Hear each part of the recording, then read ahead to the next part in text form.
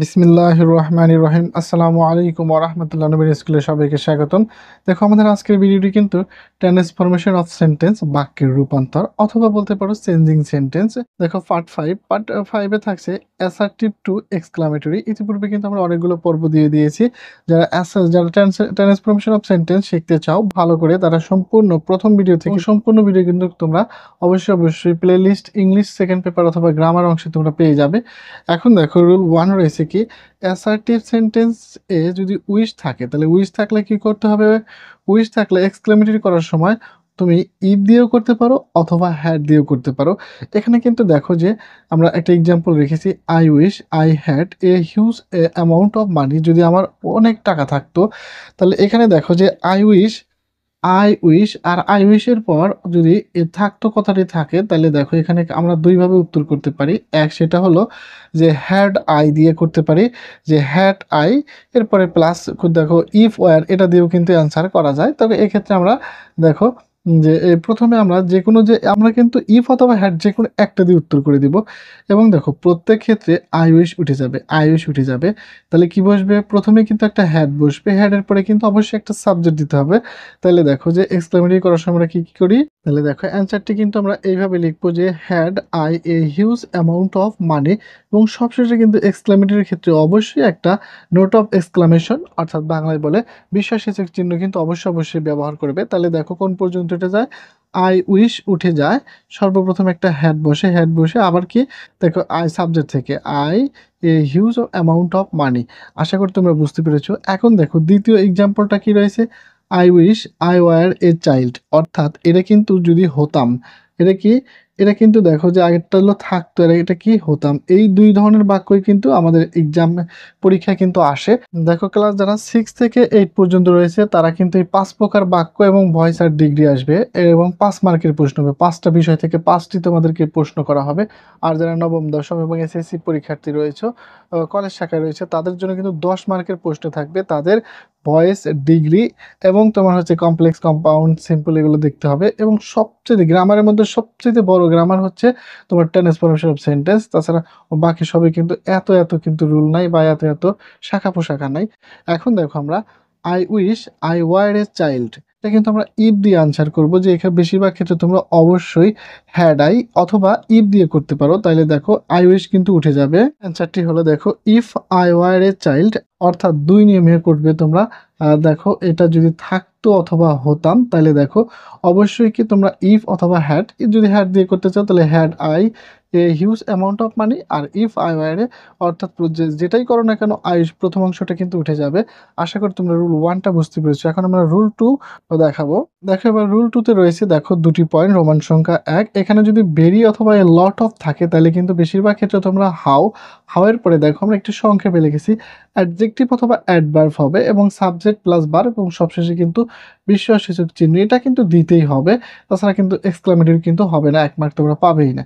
এরপর দেখো দ্বিতীয় অপশানে যদি এ ভেরি, দেখো ভেরি থাকলে হাউ, এ ভেরি অথবা এ গ্রেট অথবা এ মোস্ট, এই যে যদি এ থাকে, এ অথবা এন থাকে, তাহলে কিন্তু অবশ্যই তোমরা কীভাবে করবে, হট এ অথবা এন, তারপরে কিন্তু আগের মতো adjective, adverb, subject plus verb plus বিস্ময়সূচক চিহ্ন। দেখো দুটো এক্সাম্পল রেখেছি দুটো পয়েন্টের জন্য। দেখো it is very beautiful bird, দেখো এই পাখিটা কতই না সুন্দর। এরপরে দেখো হি ইজ এ গ্রেট ফুল, সে কতই না বোকা। তাহলে দেখো এটাতে কি রয়েছে, ভেরি, তাহলে এটা কিন্তু আমরা হাউ দ্বারা করব। আর এখানে দেখো হি ইজ এ গ্রেট, তাহলে এ গ্রেট থাকলে এটা কি দ্বারা করবো, বেশিরভাগ ক্ষেত্রে এ থাকলে তোমরা হট দিবে, এ না থাকলে হাউ ব্যবহার করবে। আশা করি তোমরা রুলটা বুঝতে পেরেছো। এখন এক্সাম্পলগুলোর অ্যান্সারটি তো দেখো, it is very beautiful bird, তাহলে এটা অবশ্যই কি করবো, হাউ দ্বারা শুরু করব। দেখো অ্যান্সারটা কি, how beautiful bird it is. Exclamatory sentence কিন্তু আমার অন্যান্য গ্রামার অংশেও কাজে লাগে। যেমন ধরো এখানে কিন্তু হাউ বিউটিফুল, যে অথবা এক্সক্লামেটরি সেন্টেন্সের শেষে কিন্তু ভার্ব এবং সাবজেক্ট কিন্তু দুটোই শেষে থাকে। তাহলে দেখো ভেরি থাকার কারণে আমরা হাউ, যে ভেরি কিন্তু উঠে যাবে। তাহলে দেখো হাউ বিউটিফুল বার্ড লেখার পরে এই দেখো সাবজেক্ট এবং ভার্বটা কিন্তু শেষে চলে আসলো, ইট ইজ। আশা করি তোমরা বুঝতে পেরেছো। এখন দেখো হি ইজ এ গ্রেট ফুল, সে কতই না বোকা। তাহলে এখানে দেখো এ গ্রেট রয়েছে, তাহলে অবশ্যই কি দ্বারা আনসার করবো, হট দ্বারা আনসার করবো। তাহলে অ্যান্সারটা কি রয়েছে দেখো, what a full he is. আবার দেখো এই যে সাবজেক্ট এবং ভার্ব কিন্তু শেষে চলে আসলো। সে কতই না বোকা ছিল, এবং সবশেষে একটা বিস্ময়সূচক চিহ্ন। যে তোমরা এবার একটু মনে রেখো যে ভেরি অথবা এ লট থাকলে হাউ দেবে, আর a very, a great, a most থাকলে অবশ্যই হট দ্বারা অ্যান্সার করবে। এখন আমরা রুল 3 শিখাবো, এবং তোমাদের আরেকটা কি কি ধরনের সমস্যা রয়েছে সেই সমস্যাগুলোর কথাগুলো কিন্তু আমাকে লিখবে।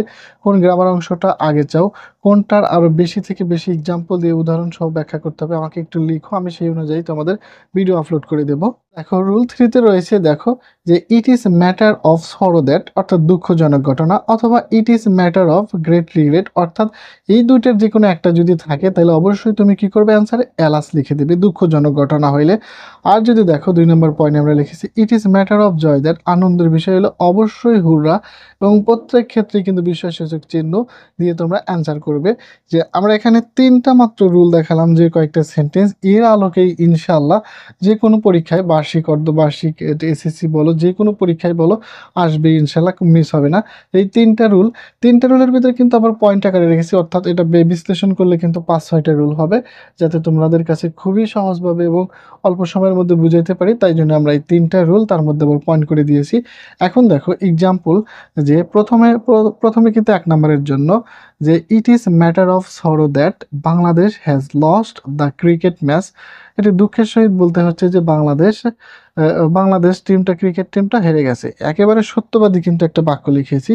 এখন দেখো তাহলে কি, যে it is matter of sorrow that সবখানে কিন্তু উঠে যাবে, উঠে গিয়ে কি হবে, সরাসরি কিন্তু এলাস। দেখো দেখো অ্যান্সারটা কি, যে alas Bangladesh has lost the cricket match, যে দুঃখে, যে হাই বাংলাদেশ হেরে গেছে। তাহলে কিন্তু দেখো যে it is matter of sorrow that পুরাটাই কিন্তু উঠে দুঃখজনক হলে এলাস বসবে, আর আনন্দ হলে কিন্তু অবশ্যই হুররা বসবে। তাহলে আশা করি তোমরা অ্যান্সারটি বুঝতে পেরেছো। পরবর্তীতে দেখো rule B, it is matter of joy that we have won the game. আমরা যে হুররে, আমরা খেলায় জয়লাভ করেছি, অর্থাৎ এটা আনন্দের সহিত। তাহলে অবশ্যই প্রথমে দেখো it is matter of joy that উঠে যাবে। বি নাম্বারের আনসার যে hurrah we have won the game, এই যে it is matter of joy the পুরোটা উঠে গিয়ে কিন্তু হুররা বসেছে, আনন্দ। তোমরা একটু দেখো ওর প্রথমে কিন্তু বাংলা, দেখো প্রথমে ইংরেজি প্রশ্নটা পড়ে যদি তুমি বাংলার অর্থটা একটু আয়ত্ত করতে পারো, তাহলে তুমি অবশ্যই তোমার গ্রামার অংশ পড়ে লাভ আছে। তাছাড়া বাংলা না বুঝলে গ্রামার অংশ পড়ে খুব একটা যে ফায়দা হয় তা কিন্তু না। যে আমাদের কিন্তু যে গ্রামারের বাংলা না জানলেও, কোনো কিছু না বুঝলেও কিছু ট্রিক্স রয়েছে, সেটাও পরবর্তীতে আমরা এসএসসি পরীক্ষা অথবা বার্ষিক পরীক্ষার আগ মুহূর্তে আমরা কিছু ভিডিও আপলোড করব। তোমরা সাবস্ক্রাইব করে আমাদের সাথেই থাকো। যে আমরা এখানে দেখো 3টি রুল লিখেছি, 3টি রুল, কিন্তু এখানে কিন্তু দেখো 5 থেকে 6টা পয়েন্টের মতো কিন্তু আছে, যে রোমান সংখ্যা 1, 2 এগুলোর মধ্যে। যে আশা করি সম্পূর্ণ ভিডিওটি বুঝতে পেরেছো। যে তোমরা যারা একটু দেখো যে কোনো জায়গায় অসুবিধা থাকলে সেটা কিন্তু ভিডিও টেনে দেখবে, অথবা সরাসরি আমাকে কমেন্টে লিখবে। লিখলে আমি সেই অনুযায়ী কিন্তু আবার ভিডিও আপলোড করার চেষ্টা করব। পরবর্তী ভিডিওগুলো পেতে সাবস্ক্রাইব করে আমাদের সাথেই থাকো। আল্লাহ হাফেজ।